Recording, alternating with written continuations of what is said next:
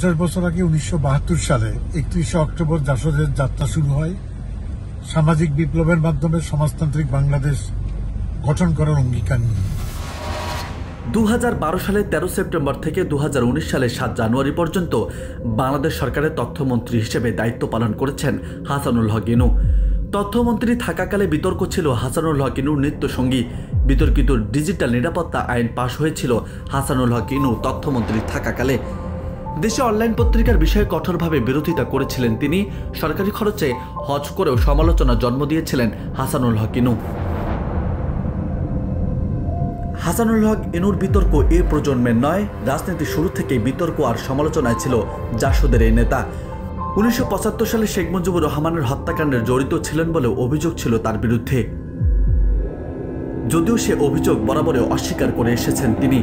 তবে শেখ মুজিব হত্যার পর সেনাবাহিনীর ট্যাঙ্কে উঠে নেচেছিলেন হাসানুল হক ইনু, এমন কথাও আছে রাজনীতির মাঠে। বিভিন্ন সময়ে বক্তব্য দিয়ে সমালোচনার মুখে পড়ায় জবাব দিতে একটি ওয়েবসাইটও খুলেছিলেন তিনি।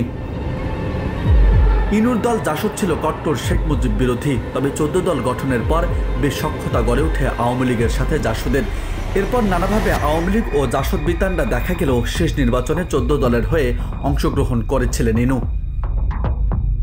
খন্দকার মোস্তাক আহমেদের সামরিক শাসনকালে 1975 সালের 23 নভেম্বর গ্রেপ্তার হয়েছিলেন এবং কারাবাসে গিয়েছিলেন হাসানুল হক ইনু। 1976 সালে 17 জুলাই গোপন সামরিক আদালতে অবসরপ্রাপ্ত লেফটেন্যান্ট কর্নেল আবু তাহেরের ফাঁসির মামলায় হাসানুল হক ইনুকে 12 বছরের কারাদণ্ড দেওয়া হয়। জেনারেল হুসাইন মোহাম্মদ এরশাদের সামরিক শাসন আমলে 2 বার গ্রেপ্তার হন হাসানুল হক ইনু এবং কারাবরণও করেন তিনি। এবার নিউ মার্কেট থানায় দায়ের করা একটি হত্যা মামলায় হাসানুল হক ইনুকে গ্রেপ্তার করা হয়েছে। বিষয়টি নিশ্চিত করেছেন ঢাকা মহানগর পুলিশের গোয়েন্দা শাখার গুলশান জোনের উপকমিশনার কাজী জিয়াউদ্দিন। 2018 সালে নবম, 2014 সালে দশম ও 2019 সালে 71 জাতীয় সংসদ নির্বাচনে 14 দলের প্রার্থী হিসেবে নৌকা প্রতীক নিয়ে কুষ্টিয়া 2 আসন থেকে সংসদ সদস্য নির্বাচিত হন হাসানুল হক ইনু। আওয়ামী লীগ সরকারের সর্বশেষ মেয়াদে তথ্য ও সম্প্রচার মন্ত্রণালয় সম্পর্কিত সংসদীয় কমিটির সভাপতি হিসেবে দায়িত্ব পালন করেন তিনি।